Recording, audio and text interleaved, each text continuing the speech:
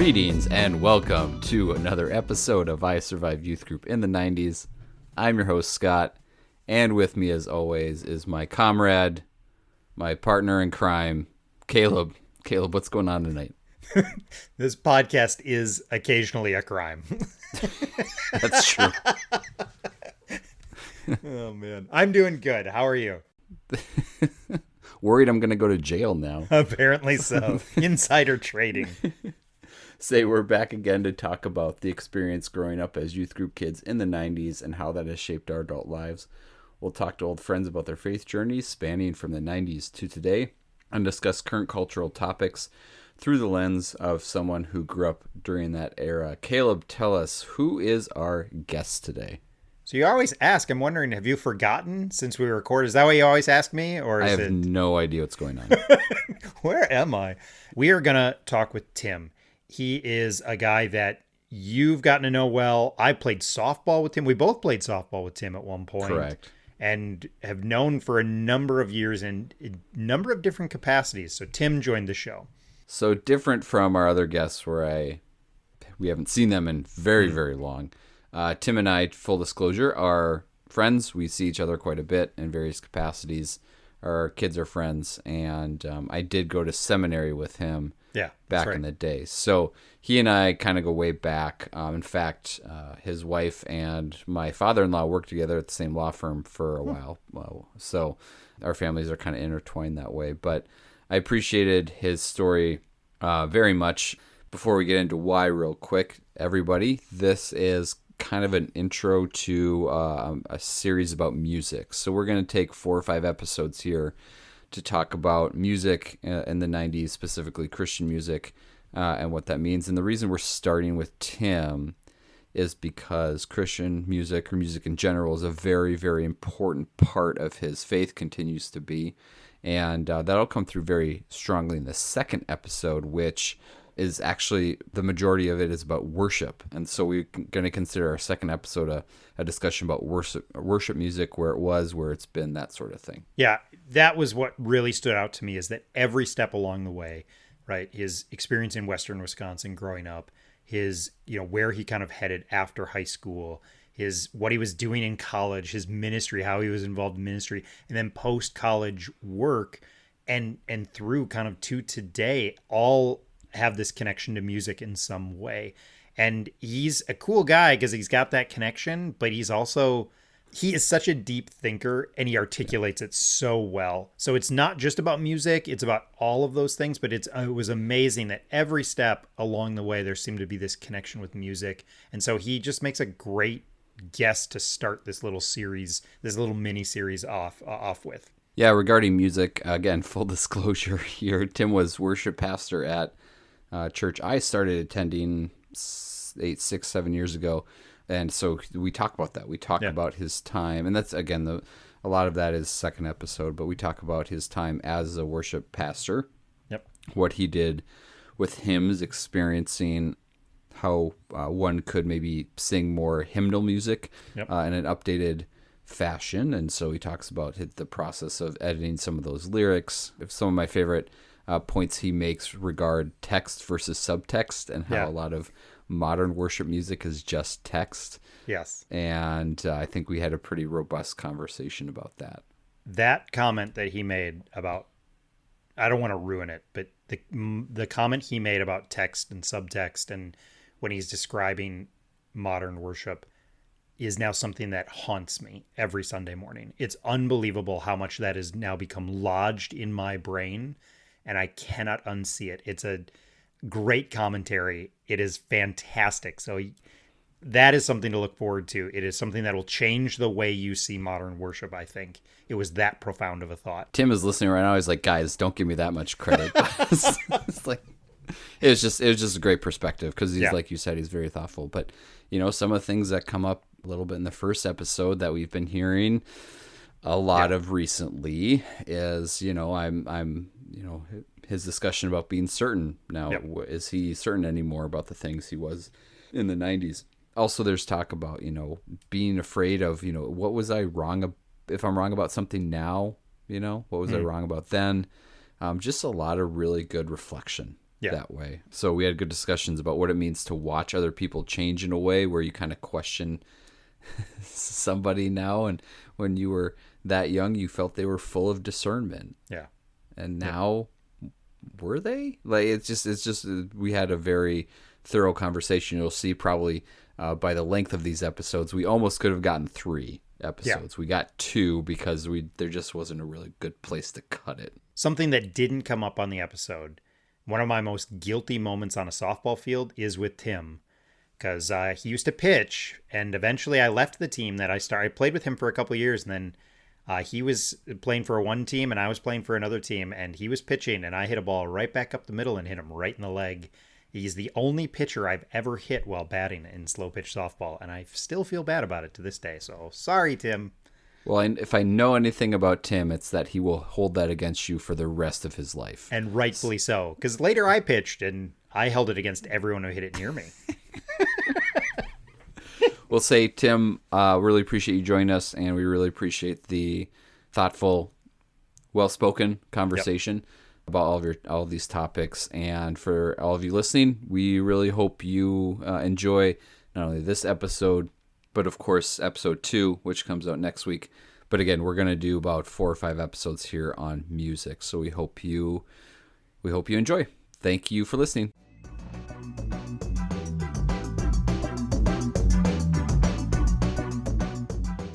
I want to break in and quickly remind everyone that the views and opinions expressed on this episode of I Survived Youth Group in the 90s may not be held by or even approved of by everyone appearing on this episode.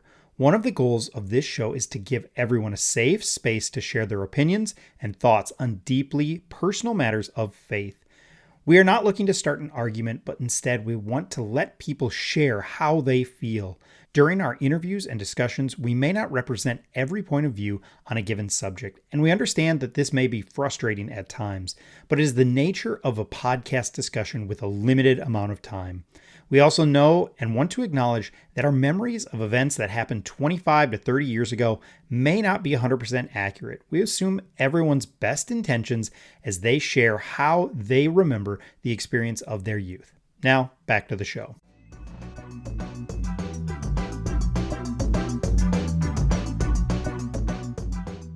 Tim, welcome. Thank you for joining us. Usually see and talk to people in this format who I haven't seen in 20 years, and I say, good to see you. It's been too long. But I do see you quite frequently. So it is still good to see you, but Thanks. It's not been 20 years. Good to see you as well. Thanks for joining us. We really do appreciate it.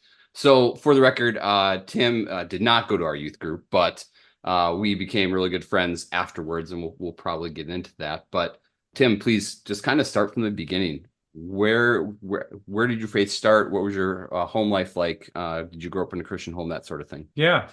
Thanks for having me on, you guys. This is really fun to go back and talk about some of this stuff. I was even texting my parents this afternoon and saying, hey, am I remembering this correctly? And I always love when I'm texting my 70-year-old parents to say, is my memory accurate? Because that probably tells you everything you need to know about me. Parents have very specific memories about their children that are all often accurate because they're just in their brains. Yeah, although, to be fair, my dad really likes to embellish stuff.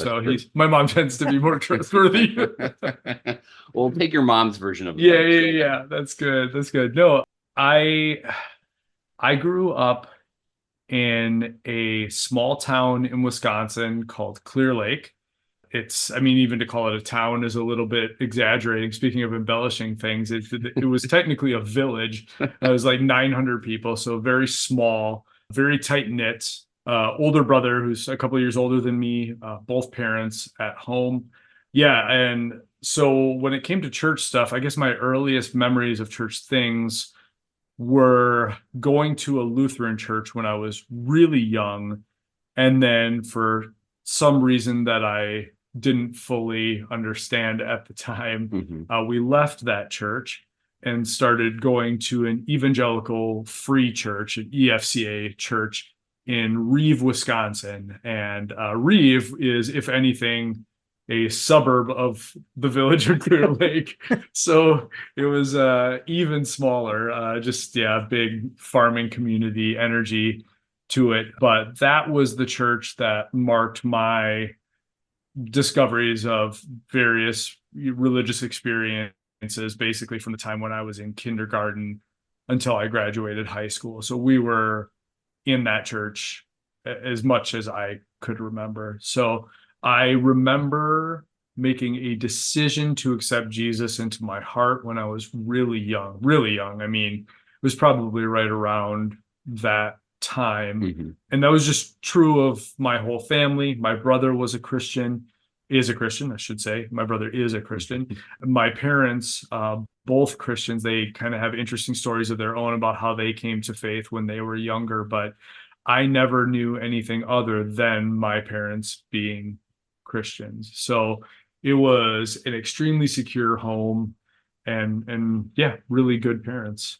So kind of a stable Christian household, good family, good surroundings, that sort of thing. Yeah, absolutely. In many ways, it kind of had some Norman Rockwell to it, where there's sort of that rural sort of, laid back feel to it. And it was a religious community, as a lot of small towns are. Mm-hmm. I just didn't know that many people who didn't go to a church of some kind. And we had a bunch in town. There's a Lutheran and the Free Church, and there maybe even 2 Catholic churches. So yeah, there were churches of all kinds. And I think one of the things that's kind of important to point out is that within that community, the churches were very much on each other's team, sort of regardless of denomination. So we had, like, I think it was every Thanksgiving and every Good Friday, if I remember, because I think it was sort of a biannual thing, that the churches would get together for a worship service where you would have somebody from each church would, do like some kind of musical thing, or they would do a reading or something like that. I vividly remember there was always a guy from one of the churches who played the saw. You ever seen anybody play a saw? Only in cartoons. Yeah. It was fairly it was like cartoonish. That. Yeah, very cartoonish elements to it. It's, oh gosh, and hindsight, it's funny the things that stick out in your memory. But yeah, so I mean, all of that by way of saying it was a pretty tight-knit community. Almost everybody went to church. And so we're about the same age. So we kind of hit that 90s youth group experience about the same time. Did that church have a youth group that you could attend? Because I'm assuming small town Wisconsin, it was different than ours, where we had kind of a bigger group. Did the churches combine youth groups, or like, how did that work? No, actually, I mean, for as small of a community as it was as a whole, our youth group, at least during the time when I was a part of it, was quite vibrant. There are a lot of young people that were going to that church from our Clear Lake middle school, high school, or whatever. So, and we had really great youth pastors and youth leaders kind of the whole time that I was there. In fact, again, I'm trying to pinpoint in my memory. I've never felt more like I'm losing my mind than trying to pick up some of these memories today. The youth pastor that probably made the biggest impact in my life, his name is Brian Farka, and he and his family moved into town probably when I was in late elementary school. I probably was in 6th grade, which for us was elementary school. We just had elementary and then high. So he had a son who was just a year older than me that was one of my best friends, like became one of my best friends. Initially, he lived just up the driveway from me. And so his dad was our youth leader and was really good at it. And then the son became a good friend of mine. So yeah, I mean, tons of positive memories about being a part of that youth group. I mean, we'd have 20, 30 people on a Wednesday night or a Sunday night, or, whenever we ended up meeting. But yeah, it was quite a large group. It was pretty good for a suburb of a village. Yeah, suburb of a village. Yeah, to draw that many people. That's right. To be for the listener, to be honest, my parents live in Turtle Lake, Wisconsin, which is very near Clear Lake. I drive through it when I go there, and I have stopped by the butcher shop that you used to work at. I did used to work at a butcher shop. I'm very good with knives. Well, thanks for the warning. Yeah. No. I ended up going to college with Brian's son as well. You went to college with Josh? I did. He was my best friend in college. I've met that guy. I was in his wedding. What? Yeah. Are you I'm serious? He was so by excited. far and We're away my best recording friend right now. at Stout. Wow. I remember that guy. Yeah. How that that's kind of mind-blowing, actually. Yeah. That's pretty wild. Yeah, that was I remember because I commented at something you had done, you had posted on Facebook, and he responded and he was like, Caleb? And then we started chatting again. We hadn't talked in a while, probably since I had gotten married. So Oh, that is nuts. yeah. Oh my gosh, yeah. Western Wisconsin is arguably too small of a world. Clearly, well, next we'll get Josh on this podcast. Yeah. Yeah, I'm sure he'd have an interesting story. He and I haven't had a good chat in a while, but he's been on a journey. So That's really cool that there's that connection there. So yeah. Well, in general, describe what you said you had accepted Jesus at an early age. What was faith like for you in the 90s? How would you describe your faith during that high school period? Yeah. Boy, this is always such a hard question because there are things that only become clear with the benefit of hindsight, and you don't want to look at a 13, 16, 18-year-old version of yourself and only see the bad things, Mm-hmm. But no, I think faith for me at that time felt like belonging to the right kind of group, which it's strange to say it that way, but I do think I mean that. Like there was a sense of confidence that I had in knowing that I belonged to something that was doing the right thing. And I think there was an overwhelming feeling amongst those of us who really cared about that the version of it that we had was at minimum very reliable. And at best, it might have even been like the best version of this, right? The quintessential version of sort of I wouldn't have been able to state it in these terms at that time, but like the quintessential version of a reformed Baptist-ish kind of faith. So for me, belonging to that, it was a confirmation that I was navigating through life correctly. And then you sort of take pieces of evidence for why that would be the case, So I was a part of a group of friends that,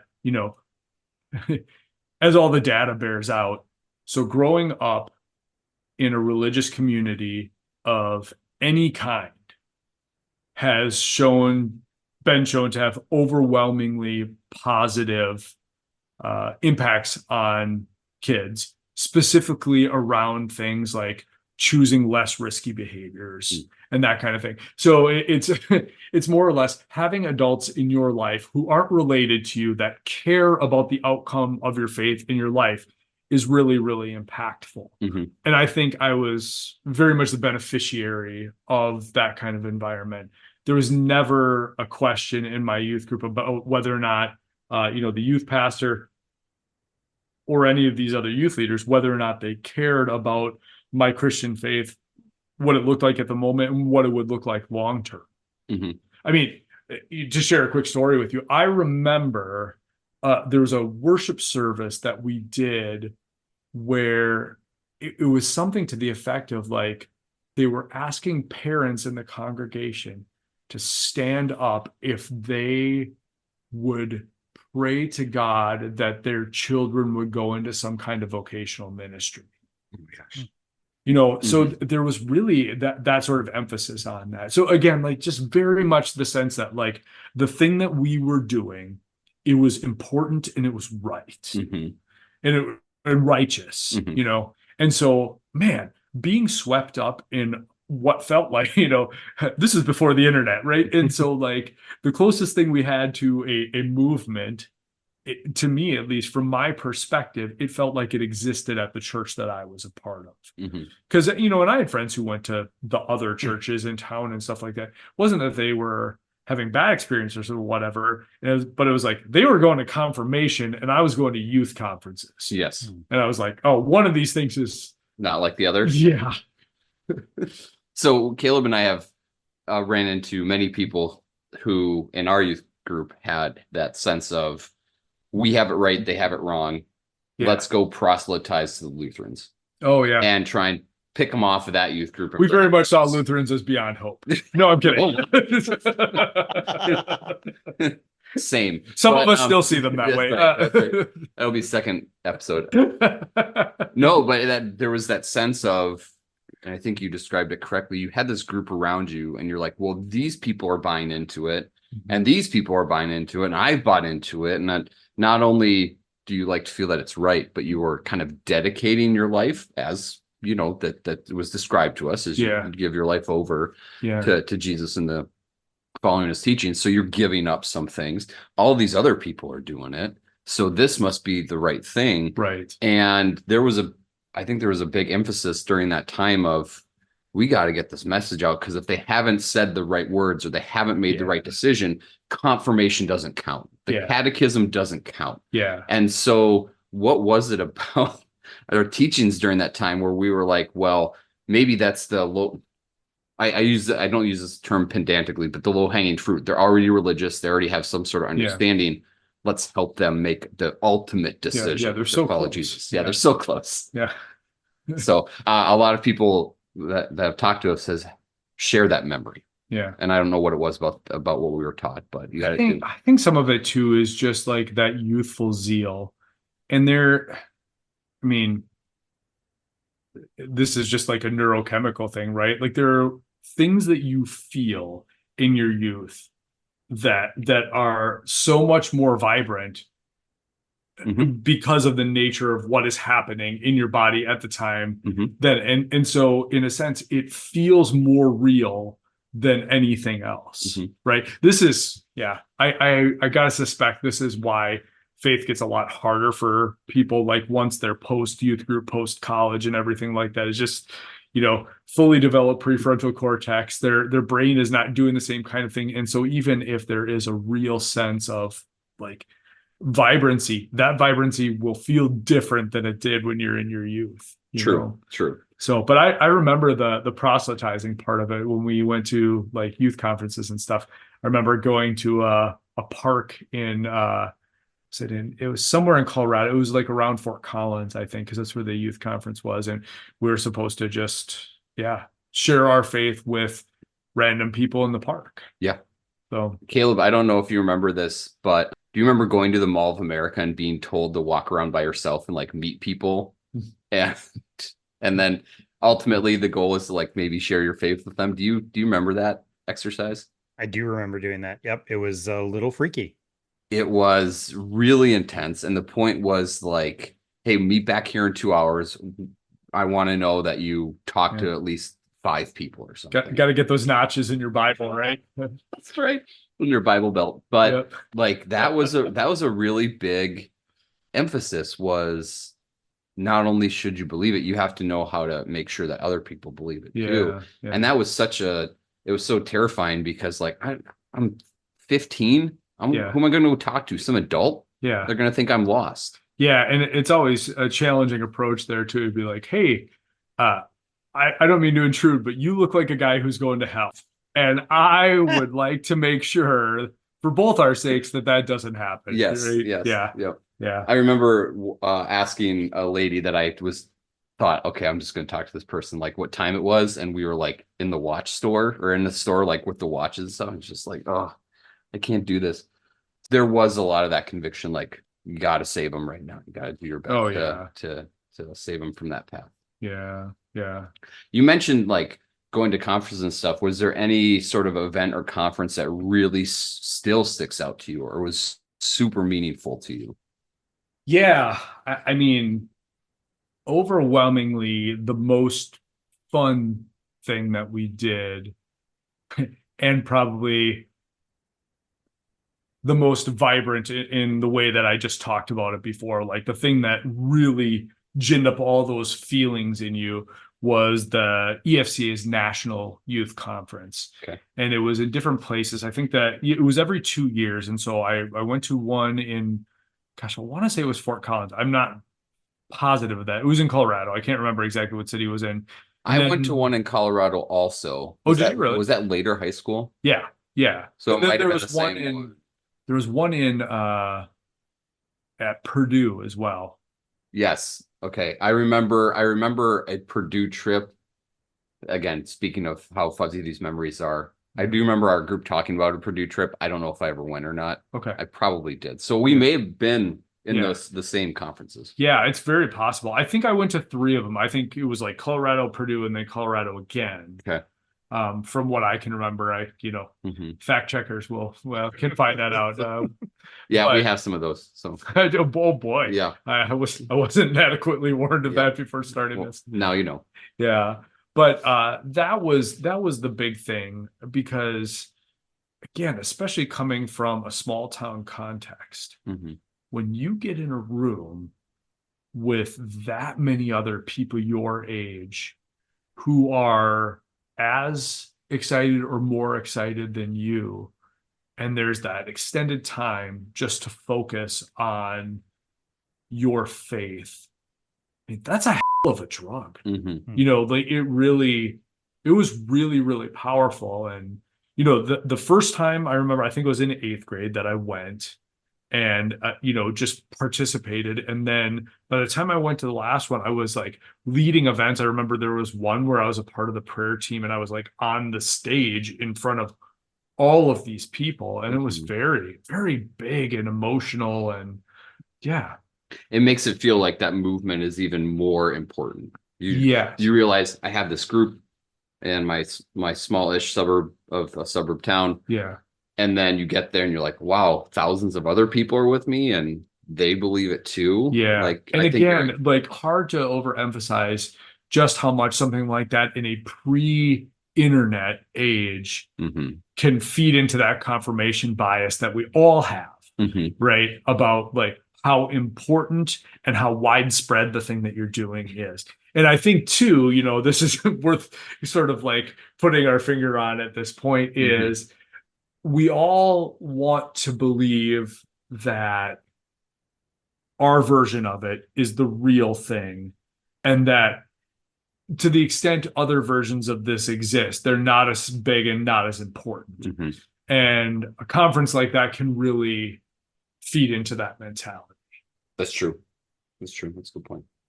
Well, to put just kind of a bow on your 90s self and youth group experience, what did you love about it? What was just impactful for you and you really adore about that time in your life? I think maybe the best aspect of that in hindsight is that I felt like it was preparing me for something. Mm. It felt like step one of this larger, yet to be revealed, very exciting journey that God had for me. Myriad of Bible verses that we had memorized that pointed in that direction. And so, yeah, it just, for me, doing the right thing in the right way, it was such an emphasized thing in youth group. And so almost by definition, to be a part of that was to be more or less within the confines of it. And, I think a lot of that boiled down to just some of the typical ethical stuff that you're thinking about when you're a high school kid in a high school youth group, like, well, I'm not smoking, I'm not drinking. Check. I am, not having sex. Check. To go back to the youth conferences, I do remember one of the speakers, and I can't remember who it was. He said, now I know some of you are out there thinking, I don't smoke, I don't drink, I don't have sex. And he says, you know what? Neither does a Coke machine. What? Yeah, like a vending machine is what he meant. And it was like, Oh, okay. So, it was sort of something that pointed, beyond those simplistic Uh, ethical imperatives mhm. that were sort of used as your checkup for whether or not you were being a good Christian Sure, kid, sure. you know. Yeah, there was definitely a moral component to the whole thing, which not it didn't contradict the message of saved by Mhm. grace, Mhm. but it was it and Caleb and I talked about this a little bit in previous episodes, is absolutely like a marker for whether or not you've actually committed, right? Mhm. And when you had mentioned, you accepted Christ early on, I haven't I didn't leave the question in, but what I was thinking is like, how many times after that did you do it just to make sure? Oh, Because so many so times. many times. And I mean, and that, that's going to press on some other things for later, but definitely like the idea of like I should really make sure I'm not going to hell was pretty front and center, Hmm. both in terms of how it motivated you to the extent it did to share your faith with other people, and then certainly to go like, am I in or am I out? Am I in or am I out? And like the terror around that, where like the thing of highest importance was making sure that you didn't go to hell.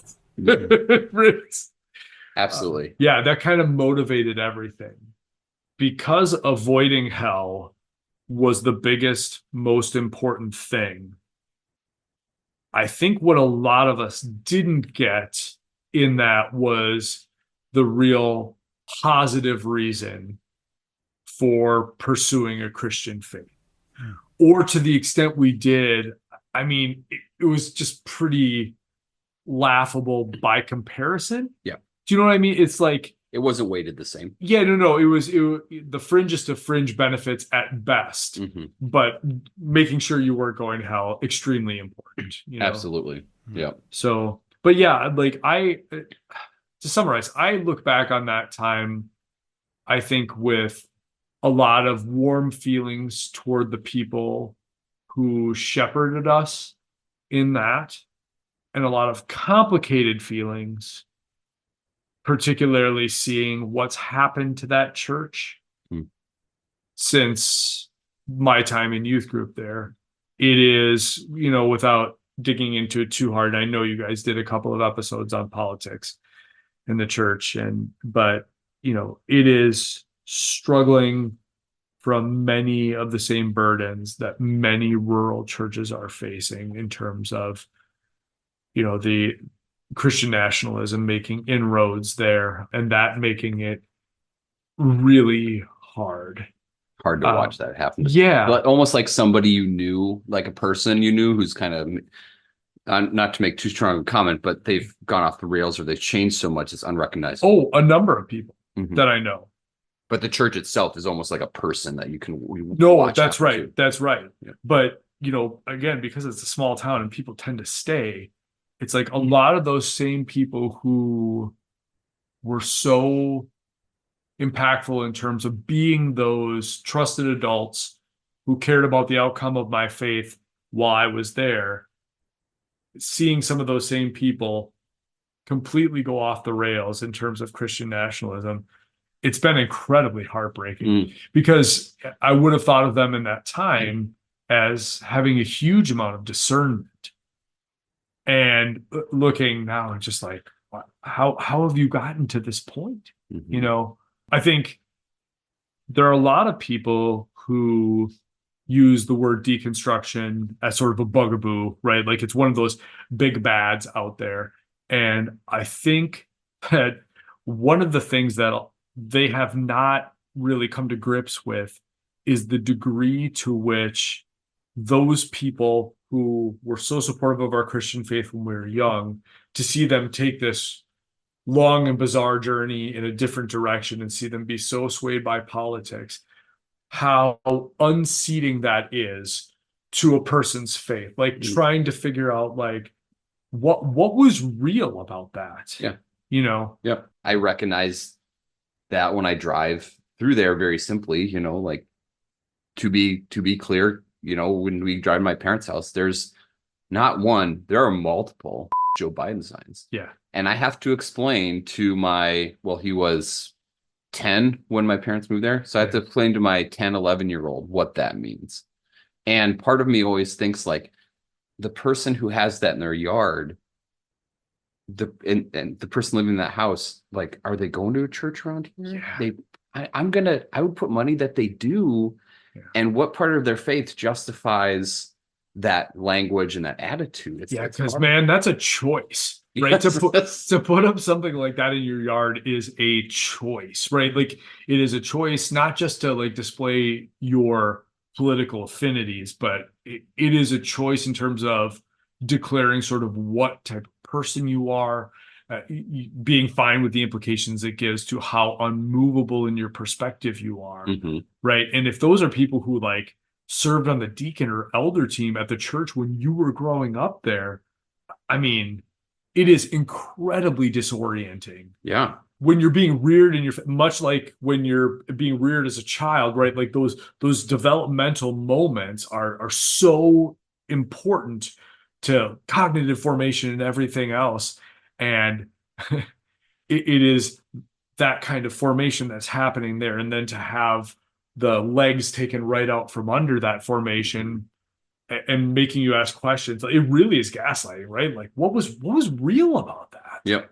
Go back to your point before, like you're part of that group. Yeah. And you start to question like, oh, what about that group was real, or what was, why were we even doing it if this is the result for not just a small handful of people, but a large majority of people. Yeah. I mean, it was not uncommon to be told in any conversation about President Bill Clinton that character counts. Absolutely. And character matters. Yes. And I'm just like, man, I feel like a lot of these people who now seemingly without qualm support Donald Trump owe Bill Clinton an apology, I don't know that he needs an apology. Yes, I don't know who needs to apologize. Because the hard part was they were right. Yes. They were right about that. 100%. They were right about it then. Yep. Yep. So yeah, anyway. Well, let's kind of take that part of it and move forward to today, because that's that's kind of the reason for this whole conversation is, how does your faith compare now? How does your faith now compare to where you were at in the 90s? Looking back on it now, one of the things that I've realized was most important to me in that time, and I've kind of hinted at this already, is having sort of a certainty around theology, having a certainty about what I knew to be true about God, Jesus, Bible, all of that kind of stuff. And I think where I'm at now, it's very, again, just an unmooring kind of feeling. It's not just that, 44-year-old Tim would disagree with 18-year-old Tim about particular points of theology. It's that 44-year-old Tim says not just that 18-year-old Tim was wrong to be certain about X, Y, or Z. 44-year-old Tim would say that 18-year-old Tim was wrong to believe that certainty is desirable or even possible. And that has been one of the biggest areas of struggle and growth in my spiritual journey over the last 5 years or so, is in realizing that certainty was never possible, and that it probably was an idol that wasn't worth pursuing. What is there then for me on the backside of that, where a lot of these things that I felt so certain about, now being exposed to other perspectives, it really throws all of that open. So, I mean, and this is where too, I think, again, the word deconstruction gets thrown around a lot. And I think by both proponents and people who are pretty antagonistic toward the idea, the most helpful explanation of what deconstruction is that I've heard of. Do you guys remember that game where it's almost like a little water tower on legs? And there are a bunch of almost like pickup sticks that you poke through it. And then there are like different size marbles that you put in there, right? And the game is you sort of pull out a stick and then, you get negative points, right? For whatever falls through, right? And sometimes you pull a stick and literally nothing happens. And sometimes you pull a stick and things shift a little bit. Sometimes you'll pull a stick and something small falls through. And then some sticks, when you pull them, everything dumps. And I think that's the most helpful way of thinking about deconstruction that I've heard. And it really resembles my own journey with that, because it was never like one day I just decided to not view any of these things the same way, right? It's just that for faith to be faith, at a certain point, you're going to have to pull on some of those sticks and see what's there, right? And sometimes you pull one and nothing happens, and whatever that belief is that you had stays the same. But then sometimes you pull one and a lot falls away. And I think for me, that was what happened with the idea of certainty being pulled out from under me. Is I kind of came to realize just how much was sitting on that idea that I could be certain and that I should try to be certain about these different kind of things. What is it about us being certain in the 90s? Like, why was it so important? We had a certain, what do we call it, Caleb? An industry, an apologetics industry that came about. That's absolutely part of it. And right? there was this. What was it? Evidence that demands a verdict, volumes 1 through 40 or whatever. Yeah. Case for Christ, case for faith, case for something else. Yes. Christmas. Case for Christmas. Case for all of my legal documents. Yeah. Lee Strobel versus Dan Brown in the Da Vinci Code. That was the big cultural thing. It's the heavyweight fight we all waited for. Right? And disappointed. But there was I think our youth pastors kind of learned how to do this, as through the evangelical church, from a reaction from what was going on in the 60s and the 70s. And I think in my perspective, they wanted us to be certain because they knew that we were giving up some things that other kids are going to have or going to choose to do that might be attractive, might be fun, might be, part of youth, quote unquote. Yes. And so in order to be certain, and it's particularly if you want to sell it to somebody, you have to know what you're selling. And so, you had to have all these tenets that were unmovable. Yeah. Otherwise, what are you doing with this time that you're spending on Sunday mornings and Wednesday nights and committing your life to if you can't be absolutely sure? Yeah. So, I mean, that's a great way to put it, of pulling that stick out. Yeah. Yeah. No, I think you're hitting it right on the head there, because it was very much you will know the truth and the truth will set you free, right? Like that was sort of the promise of the apologetics industrial complex that, was sort of revolving around Christianity at that time. Yeah. I mean, I think there's always been this, ever since the Scopes monkey trial, there's sort of been this sense that larger culture is drifting away and presenting its own case. And so we need to have these really rigorous intellectual proofs as a counterweight against what secular culture is doing, right? And if we can't prove it, then people are just going to walk away, when that's not really why people walk away. It's after a while they realize they see people, like you said, who have changed in a unfortunate way, or they just realize that the teachings weren't that important to them. Yeah. That has really influenced the way that I talk to my kids about spiritual issues too. I try to let them see all sides of it. I try to not privilege one over the other, but I'm trying to teach them how to think about things. And it's so funny. I was commenting to my wife because my daughter just got back from overnight Bible camp and stuff. And we had some great conversations about it because she had big questions. They definitely gave her the spiritual pickup line. If you died tonight, do you know where you'd go? Yep. And so she had questions about why that kind of question was necessary. And so we talked about that and stuff. But it made me think about, for me, one of the big ironies is I think a lot of Christian parents are afraid of what their kids are going to learn in the public schools.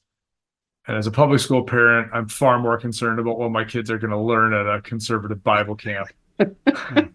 We have on our list to talk topics to talk about public school, so we can bring you back on for that one. Yeah. That's, we all went to public school, and Yeah. In case anyone listening to this podcast couldn't tell. Could not tell. Wait, you guys all went to public school? I had no idea. Can't tell from my misuse of words and my rambling run-on sentences. Juxt. I still can't say the word juxt. Keep practicing, Caleb. I will. You talked about the certainty issue. Yeah. Are there other things that you struggle about with your youth group experience? Not necessarily, I mean, it could be an event or something that you guys did, or it could be just a teaching that was drilled into you time after time. Like, is there something that you struggle with when you look back on it? Yeah, I mean, this is it's probably more helpful to start from the end on this one. I think, well, yeah, I'll go back and talk about the youth group part of this in a minute, but I think just to give full disclosure here, two of the biggest things that sort of dissolved for me in terms of important rocks of my faith that are no longer in place, certainty is one of them. Mm-hmm. The second thing really is how I view what the Bible is and what the Bible is for. So I think that a lot of the fights that we have about religious issues amongst Christians, to the extent that Christians are going to view theology different than one another, I think a lot of those, they don't boil down to like some sort of moral or ethical imperative. They often at their root, it's a hermeneutical issue, right? It's like, what do you think the Bible is and what do you think the Bible is for? So for me, what do I think the Bible is? I absolutely used to answer that question. It is the inerrant word of God, right? All of the language around inerrancy and that kind of stuff. That construction of how to think about the Bible is not something that I hold to anymore.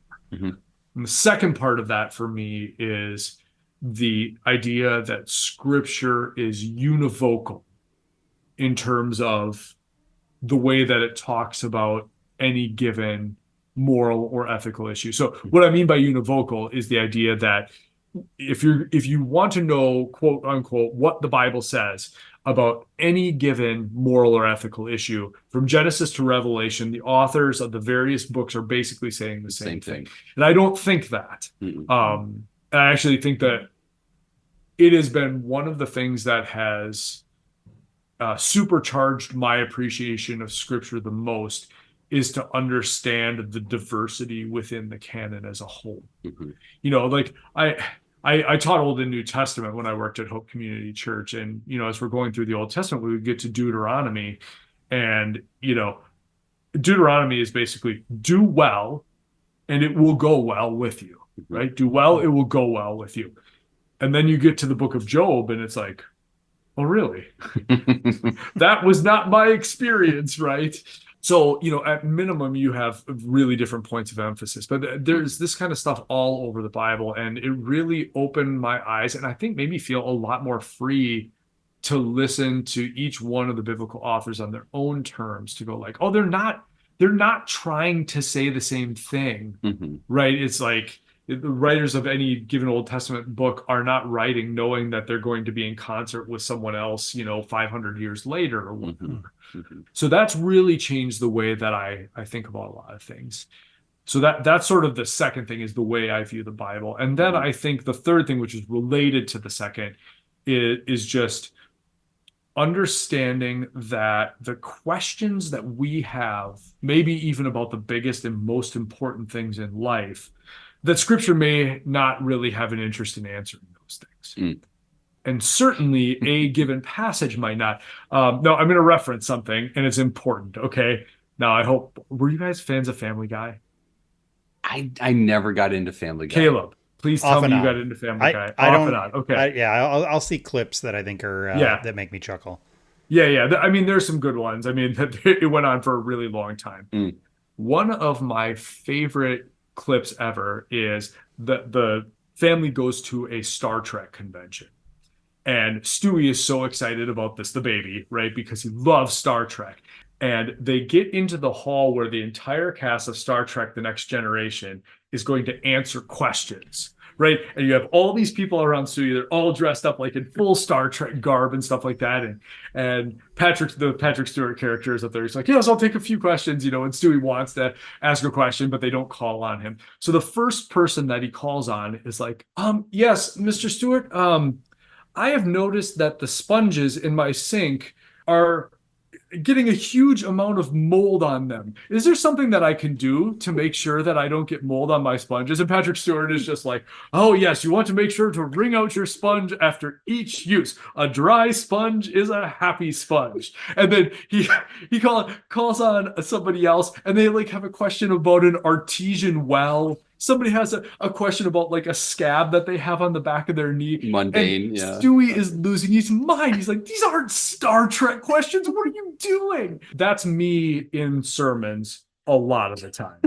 Because to the extent that you have spent time studying this stuff, especially like the original context of these letters and these gospel stories and everything like that, and you see the angle that a given preacher is taking on it, and I'm just like, these aren't Star Trek questions. What are you doing here? Like, it just there's no world in which the question that you're using this text to answer, like that text, will do that.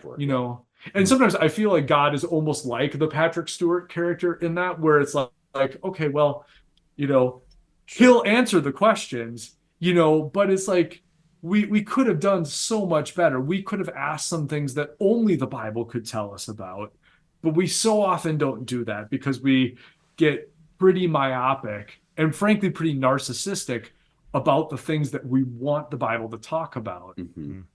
So that's kind of a big third thing for me, is just realizing that my questions, while important to me and maybe even important to God, aren't necessarily what the Bible is trying to answer. And maybe if I want to have a faith that looks more like what the biblical authors hoped for, I have to listen harder for the questions they're actually trying to answer. That's an amazing answer. And my old evangelical brain from the 90s is like, but it's not the authors writing it, it's God writing it through the authors, and all scripture is God breathed, and all that stuff. And I think, going a little bit back to your certainty comment, that verse, other verses were instilled in us to make sure we knew that like God is the overarching author. He's, he is the one dictating it. So the morals should be correct in this book, this book, this book, and this book, because God himself never changes. He's always the same. And working through that, and to do it on an academic level too, helped out quite a bit.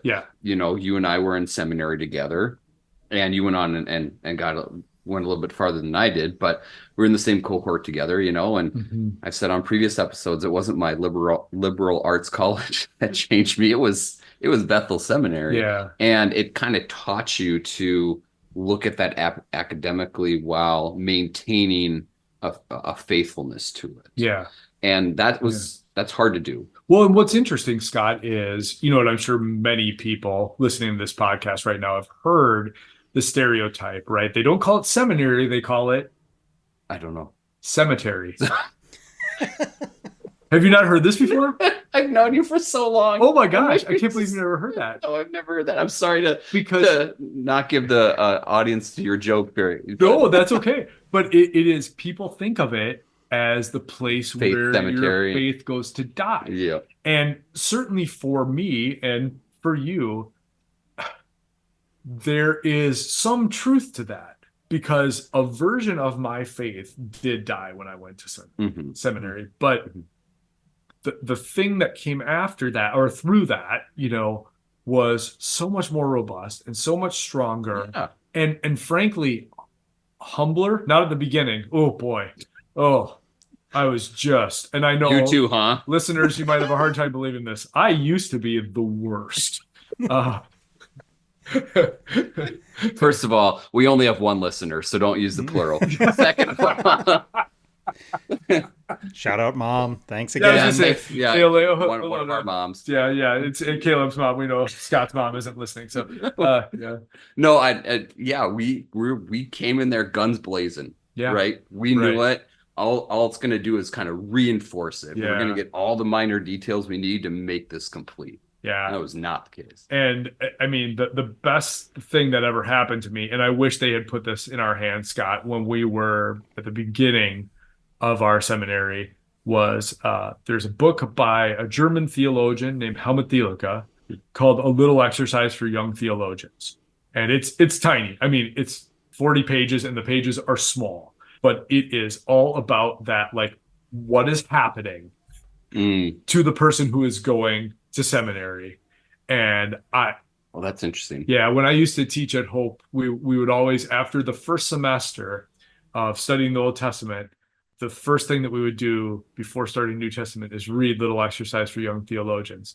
Because I'm like, I want you to understand what's happening to you. And to those of you who need to go home and apologize to your family that you just saw over Christmas for what you've said and done, right? Because yeah, there can be real arrogance that comes with that. But you know, hopefully the thing that comes beyond that is, yeah, just a widening and an opening of understanding that, you know, there are lots and lots of people who believe differently than me, and they don't believe differently than me because they're dumb, or even just that they haven't had the same advantages that I have. I mean, reading church history rocked me because there were so many things that I held as absolutely essential tenets of my faith that lots and lots of people lived, had kids, worked jobs, got old and died without ever once believing, you know, throughout church history.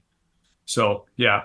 It's interesting to think about that, the response that we had in seminary in light of your certainty topic that you talked about before, and then in relation to what was in the 90s. And like, for all your experience sounds similar to ours, to Caleb's and mine. Like the adults, the youth pastors, they're all very well intentioned, right? Yeah. They're spending time out of their days and their evenings and their weekends to be with us, to help give us a foundation, to give us a safe place to be kids and that sort of thing. Was there room to try and train us how to do that? You know, you said that you talked to your daughter after she came back from camp. I've had to have the same conversations with my son after coming back with camp. And like, I always kind of wonder, like, was there room to do that as we were, you know, youth group kids? Maybe instead of, you know, going to Perkins on Sunday morning before church to have leadership, you know, was there a time to be like, hey, here are some of the challenges you might come across, and like, it's okay, like, it's okay that you might think differently. That was never part of the message, right? It was all, you had to be all in. You all had to believe the same thing. And that's going to last your lifetime. Yeah. I think there just wasn't a value placed on widening a perspective, right? I definitely felt from leaders that there was a level of fear around being exposed to perspectives other than the one that they wanted held out in front of us. Because, you know, like, if you could get any version of it, it was going to be a very, like, bad faith rendering of whatever that other version of being a Christian or being a non-Christian was. Right.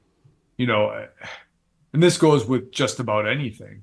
You know, it's like, why are people doing drugs? Because it feels good, right? Like, they wouldn't have said that, right? No, don't do drugs. Kids. Don't do drugs. There are lots of downsides to it. Just finished watching John Mulaney's newest special, right? And he's got that great moment where he talks at the end about, you know, every time he looks in the mirror on the side of recovery from, you know, being an addict, every time he looks in the mirror, he sees the guy who tried to kill him, right? So yeah, drugs are bad, kids. We know that. But yeah, like, there wasn't a truthfulness to why we shouldn't think that. There wasn't a truthfulness to why we shouldn't do that, right? And this is, I absolutely don't want to get into this, but I am going to bring it up. This was the thing with purity culture generally, right? It Yeah. just, there was an utter lack of truthfulness in that entire movement about human sexuality as a whole, and has done, as a result, so much damage. Now, you can want and advocate for like an abstinence, even if it's abstinence only, or abstinence, as the primary thing. But if you're not going to be willing to talk about that in ways that are truthful, again, you're going to get people who 3, 5, 10 years down the road are going to feel very betrayed Yep. by the information that you gave them on that. And they're going to start questioning everything else that you told them. Right. I know this because I used to do premarital counseling with couples, right? There are a lot of people that were very, very lied to and were very harmed, very damaged by the way that things like purity culture or sex generally in the church was discussed. That's a great example of it. Yeah. And I like the way you put that, of if you're not truthful back then, right, for something pretty important and pretty significant, and people feel like, oh, that was false, or that was maybe a teaching used to gain control over me of some sort. Yeah. Yeah. Why wouldn't you start looking back and questioning it? Yeah, absolutely.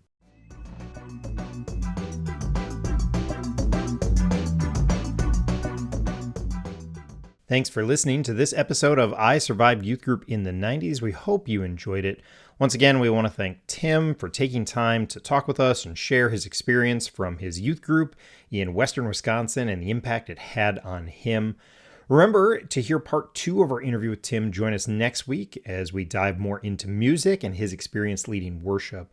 Let us know what you thought about this episode or any of our other shows. You can find us on Twitter at the handle @SurvivedYG, and you can also email the show at isurvivedyouthgroup@gmail.com.